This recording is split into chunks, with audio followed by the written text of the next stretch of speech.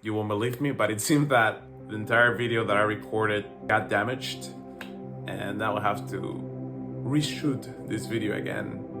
And I will talk to you as if we were friends, just to make this interaction more intimate.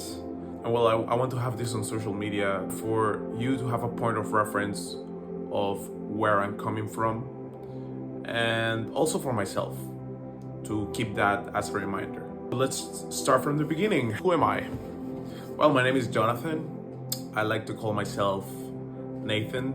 It's like the second part of my name, Jonathan, Nathan, because I really don't like when people call me John. Well, that's a very interesting fun fact. I am Colombian. I come from a small city called Monteria. I'm very proud of being a Latino, very proud of being Colombian.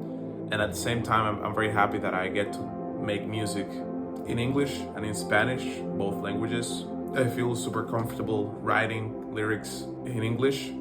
It helps me get more things out of my system. And with Spanish, sometimes I feel very connected because, well, that's my mother tongue and it connects me to that place I come from. This video is basically an introduction of myself and why the release of my new song, Mr. Bird, is so important to me. Branding myself as Crow with a Crown represents a new stage, not only in my artistic career, but also in my life. The first thing I can tell you is that I'm very happy that I finally made this happen. You know, just to tell you a little bit about the story of Mr. Bird and how it came to be. It was around 8 years ago, and just for you to have a little context, I wanted to study films when I was a teenager. Being a teenager is so hard because you have to choose very early in your life who you want to become. Back then I decided to become a filmmaker, and I wanted to move out of my hometown to live in another city in Colombia, and it wasn't possible. And I didn't want to study films in Colombia because I didn't think that the industry was developed enough.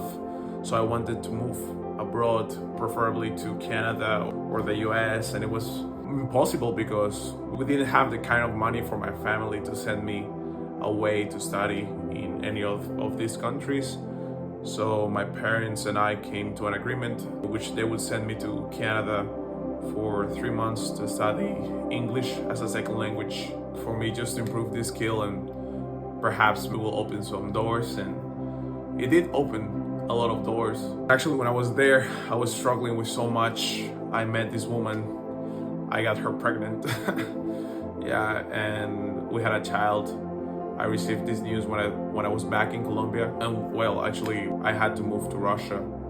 That's kind of how Mr. Bird was born, you know.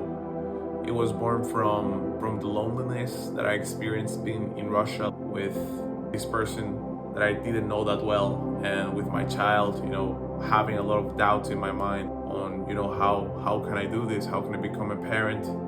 And having, you know, all of those bad thoughts haunting me from my past, you know, from people telling me that I was not enough, that everything I did was basically crap. All of that coming from people close to me, like family and friends. So I felt vulnerable at that time. And, you know, being lonely and also thinking about, well, I want to make music my life, just because I didn't have any opportunity to pay for university and to choose for myself. I had to go for management after studying 1 year of Russian. And well, during that time, very confusing time for me. I was just 19 years old. During that time, I came up with this idea, with this persona that will also become an alter ego of who I was.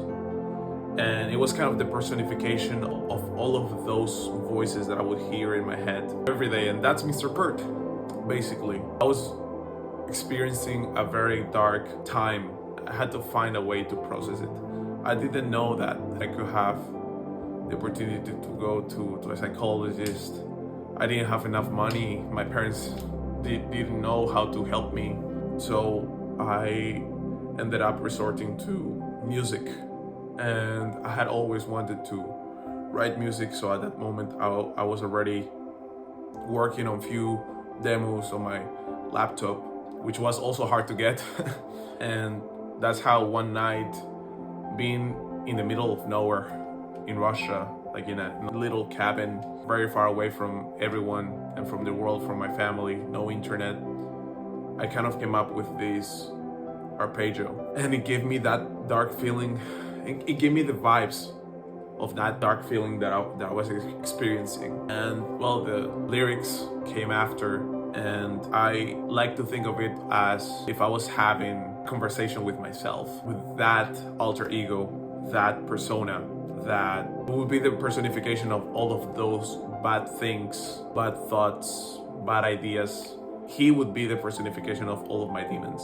And I would talk to him, and he would warn me, like, don't get close to me because I'll damage you seriously.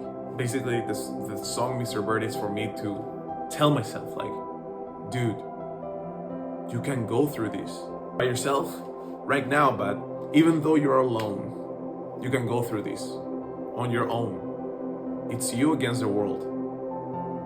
And well, that's when I realized that I could help myself get out of that mental situation. I was also warning myself, like, don't get close to that, because nothing good is gonna come out of that. And that's how the song was born.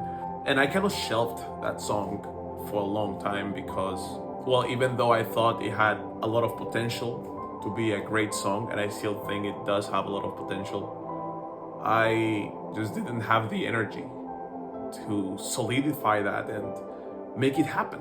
I cannot imagine, that a few years later, I would have the opportunity to release this song as my first single.